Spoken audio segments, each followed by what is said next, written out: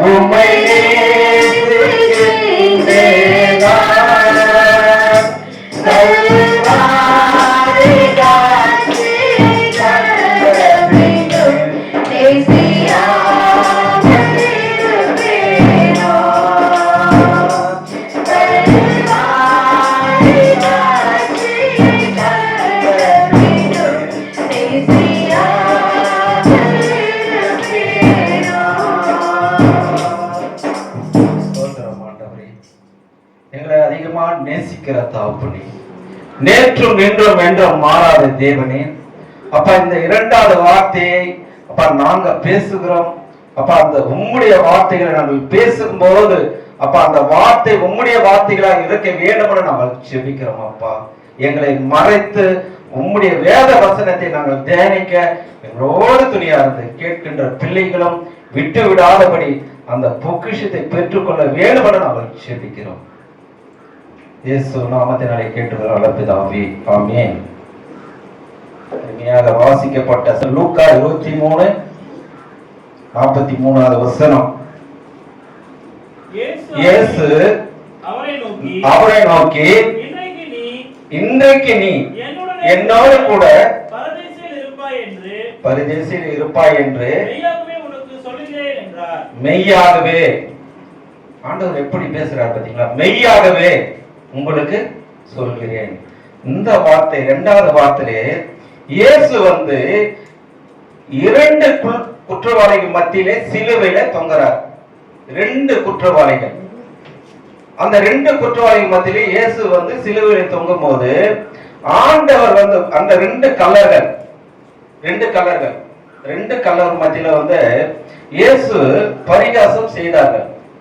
இயேசுவை யாரா பரிகாசம் பண்றாங்கன்னா, இடதுபுறத்தில் இருக்கிறோம் வலதுபுறத்தில் இருக்கிறோம் இயேசுவை பரிகாசம் செய்கிறார்கள். ஏன்னா இரண்டு குற்றவாளிகள் நம்ம எடுத்துக்கொண்டோம்னா பல விதமான தவறுகள். குற்றம்னா திருடுறது மட்டும் கிடையாது. பொய் சொல்றது, பார்க்காததே பார்த்த மாதிரி சொல்றது. குற்றவாளிகள் எப்படி ஒண்ணா நம்ம பேசலாம், நம்மளுடைய நாவுனால எப்படி ஒண்ணா பேசலாம். ஆனா அவரை குற்றப்படுத்தி, இயேசுவை குற்றப்படுத்தி இவர்கள் பேசுறார்கள். ஏசாயா 53:12 வாசிங்க. ஏசாயா அவர் ஆத்துமாவை மரணத்தில் ஊற்றி எண்ணப்பட்டு அநேகருடைய பாவத்தை அவர் சுமக்கிறாரு. அக்கிரமக்காரர்களுக்கு வேண்டிக் கொள்ள நிமித்தம் அநேகரை என்ன மாதிரி ஆண்டவருடைய ஒவ்வொரு வசனம் இந்த இரண்டாவது வார்த்தையில பேசுறாரு. அவர் அக்கிரமக்காரர்களை ஒருவராக எண்ணப்படுறாராம். என்ன தெரியுமா? அக்கிரமக்காரர்கள் ஒருவராக எண்ணப்படுறாங்க. யார? இந்த கல்லர்கள் இயேசுவை நோக்கி. ஆனா பிதா நம்மளுக்கு முதலாவது ஆண்டவரை நம்ம தேடும் போது எல்லா காரியத்திலும் அவர் முன்மாதிரி. பிதா, குமாரன், பரிசுத்த ஆவி, நடுவில் யார் இருக்கிறது? இயேசப்பா இருக்கிறார். நம்ம எப்பவுமே எந்த இடத்துல என்ன சொல்றோம்? பிதா, குமாரன், பரிசுத்த ஆவி, நடுவில் இருக்கிற ரெண்டு கல்லர் மத்தியில யார் இருக்கிறாருன்னா இயேசு நடுவில் இருக்கிறார். அப்போ நம்ம இயேசுவை நம்ம பின்பற்றும் போது எவ்வளவு காரியங்கள். நான் நான் தியானிக்கும் போது ஒரு சிறிய வார்த்தையை நான் என்னுடைய இருதயத்துல பேசும். அந்த ஒரு ஸ்டோரியை நான் படிச்சேன். அப்ப படிக்கும் போது ஒரு நாட்டுல ராஜா அப்பெல்லாம் ராஜாங்க தான் நாட்டை ஆள கொண்டு இருக்கிற ஒரு காலகட்டங்கள். நான் நிறைய ஜார்க்கண்ட் மிஷினரி ஊழியர் நிறைய இடம் போயிருக்கிறேன். இந்த பேலஸ் எல்லாம் போய் பார்ப்பேன் எப்படி கிறிஸ்தவர்கள் வாழ்ந்தார்கள் சொல்லிட்டு. அப்ப அந்த ராஜா ஆணையிட்டாராம். மக்கள் சொன்னாங்களா, ராஜா உனக்கு திருமணம் ஆச்சு, திருமணம் ஆன பிறகு உங்களுக்கு குழந்தை புத்திரன் கிடையாது, இந்த நாட்டை அடுத்து ஆளக்கூடிய சக்தி கிடையாது, உங்களை மாதிரி பார்க்கக்கூடிய இந்த நாட்டை கிடையாதுன்னு சொல்லிட்டு மக்கள் போய் சொல்றாங்க, உங்களுக்கு குழந்தை இல்லையான்னு சொல்லிட்டு. ஏன் இதை சொல்றாருன்னா, அப்போ அந்த ராஜா சொல்றாரா, மக்கள் கிட்ட போயிட்டு ராஜா கிட்ட சொல்றாங்க, சரி இது இந்த இடத்துல ஒரு குழந்தை பலியிட்டீங்களா உங்களுக்கு அந்த குழந்தை திருப்பாக்கும் கண்டிப்பா கிடைக்கும், அந்த நாட்டை ஆளக்கூடிய சக்தியை வந்து கிடைக்கும்னு சொல்லிட்டு இந்த மக்கள் போய் சொன்ன உடனே அந்த ராஜா ஆணையிடுறாரு. சரி, நீங்க உங்கள யாராவது ஒருத்தர் இருந்தா நீங்க கொண்டு வாங்க, அவனை பலியிடலாம். உங்கள யாராவது ஒருத்தர் இருந்தா நீங்க கொண்டு வாங்க, அவனை பலியிடலாம்னு ராஜா ஆணையிடுறாரு. ஆணையிடும் போது அப்புறமா ஒரு அந்த ஊர்ல வந்து ஒரு குடும்பத்துல வந்து 13 குழந்தைகள். எத்தனை பேரு? 13 குழந்தைகள் அந்த பெற்றோருக்கு. அப்போ சொல்றாங்க, வந்து சொல்றாங்க அங்க இருக்கிறவங்க கிட்ட சொல்றாங்க, ராஜா கிட்ட, ஐயா எங்களுக்கு வந்து 13 குழந்தை இருக்குது, 10வது குழந்தைய நானே உங்களுக்கு அனுப்புறேன், நீங்க பலியிடுங்கன்னு சொல்லிட்டு சொல்றாரு. இப்போ 10வது குழந்தைய அனுப்பிச்சு அந்த குழந்தைய கொண்டு வர்றாங்க. அவனும் வர்றான் பலியிடுறதுக்கு. பலிக்கு சம்மந்தப்பட்டு அந்த குழந்தைய வர்றான். வந்து அங்க பலி இடத்துல வந்து ராஜா உட்கார்ந்துட்டு இருக்கிறாரு. இது மாதிரி உட்கார்ந்துட்டு இருக்கிறாங்க, எல்லாருமே மக்கள் உட்கார்ந்துட்டு இருக்கிறாங்க. அந்த பையன் வந்து நிக்கிறான். உனக்கு சொல்லிட்டாங்கப்பா அவங்க தாய் தாப்பனா சொல்லிட்டாங்க ஐயா. ராஜா கிட்ட சொல்றான் பையன், பலியிடறதுக்கு சொல்லிட்டாங்க. அப்ப பலி கொடுக்க போறாங்க. லாஸ்ட் வார்த்தை வந்து இப்ப மரண தண்டனை வந்து கேக்குறாங்க, தூக்கு தண்டனை போடும்போது உன்னுடைய ஆசை என்னன்னு சொல்லிட்டு ராஜா கேக்குறாரு. யார்கிட்ட? இந்த மகன்கிட்ட. தம்பி, உன்னை பலியிட போறோம், இந்த நாட்டுக்கு வந்து ஒரு எனக்கு குழந்தை இல்ல, திருமணம் ஆகி, அதனால வந்து உன்னை கொண்டு வந்திருக்காங்க. ராஜா விளக்கம் சொல்றாரு பையனுக்கு, இது மாதிரி பலியிட போறோம், உனக்கு சம்பந்தமா, உன்னுடைய ஆசை என்ன, கடைசி ஆசை கேள், நான் அதை செய்யறேன்னு சொல்றாரு. அப்ப ராஜா கிட்ட கேக்குறான் பையன். நல்லா கவனிச்சு பாருங்க, இது எப்படி வருதுன்னா இது 2வது வார்த்தைக்கு கொண்டு வர்றான். அப்போ அந்த பையன் கேக்குறான், ஐயா நான் ஒரே ஒண்ணு கேட்கிறேன், ஐயா நீங்க கொண்டு வந்து தர முடியுமான்னு கேட்கிறான். ஒரு பேக் நிறைய ஒரு மண் மூட்டைய இங்க கொண்டு வர சொல்லுன்னு சொல்றான். அப்போ ராஜா உடனே ஆணையிடுறாரு. ஒரு மண் மூட்டை வந்து சேர்ந்துச்சுங்க சர்ச்சு உள்ள. 4 வீடு மடமடமடான்னு மண்ணுல கட்டுறான். அந்த பையன் 4 வீடு மண்ணுல கட்டியாச்சு. ராஜா எல்லாமே பாக்குறாங்க, என்னடா இவன் மண் மூட்டையை எடுத்துட்டு வர்றான், இவன் கட்டுறான்னு சொல்லிட்டு 4 வீடை கட்டிட்டு முடிஞ்ச உடனே என்ன பண்றான், ஒரு வீட்டு மேல ஏறி குதிக்கிறான். குதிச்சு அந்த மண் வீடு உடைஞ்சிச்சு. 2வது வீட்டுல ஏறி குதிச்சு அது உடைஞ்சிச்சு. 3வது வீட்லயும் உடைச்சிட்டான். ஏறி 3 வீட்டும் உடைச்சு நாஸ்தி பண்ணிட்டான். ஒரு வீடு மட்டும் நிக்குது. அப்ப ராஜா பாக்குறாரு, தம்பி ஏன் 4 வீடு கட்டின, 3 வீடு உடைச்சிட்ட, ஒரு வீடு மட்டும் ஏன் இருக்கு, அது ஏன் உடைக்கலன்னு அந்த லாஸ்ட் மினிட்ல கேட்டு வர ராஜா. ராஜா கிட்ட அவன் பதில் சொல்றான், ராஜா நான் ஒண்ணுத்துக்கும் உதகாதவன், நான் எங்கோ சுத்துறேன்னு சொல்லிட்டு என்னுடைய தகப்பனார் அவங்க கருவில் இருந்து என்னை பெற்று எடுத்து நான் புரோஜனில் இங்க கொண்டு வந்து என்னை சேர்த்தாங்க. முதலாவது உத வந்து யாரு கிடையாது, என் தகப்பனுக்கு என் தாய்க்கு தான். இது இந்த வீட்டை உடைச்சு குதிச்சு நான் உடைச்சு முடிச்சுட்டேன். இது 2வது வீடு. இந்த ஊர் மக்கள் வந்து உனக்கு குழந்தை பாக்கியம் வேணும்னு சொல்லிட்டு இந்த ஊர் மக்களே பலியிடணும்னு சொன்னாங்க, அவங்கள மிதித்து உடைச்சிட்டேன். 3வது வீடு நீ வந்து என்னை மரண தண்டனை கொடுக்கணும்னு சொல்லிட்டு ராஜா சொல்றீங்களே, அதை உடைச்சு முடிச்சுட்டேன். இது 4வது வீடு, எனக்கு ஒரு நிமிஷம் டைம் கொடுங்க சொல்லிட்டு கேட்டான். இப்ப ராஜாவும் அந்த இதுக்கு வந்து எடுத்துக்கிட்டாரு.